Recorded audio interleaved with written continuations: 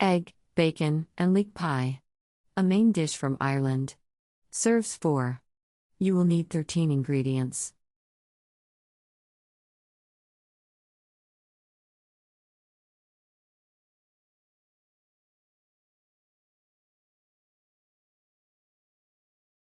Step 1.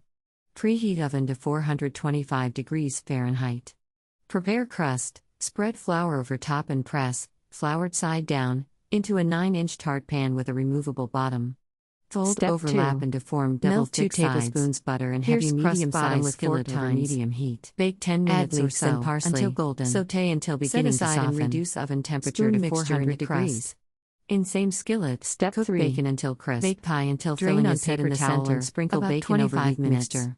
Remove Beat eggs pan and the sides. creams. Transfer Salt, pie to a pepper, platter and serve. nutmeg to blend. Fold in shredded cheese and pour all into pie crust. Step 4. This is a lovely autumn supper and is especially good with a Belgian endive and radicchio salad and glazed baby carrots.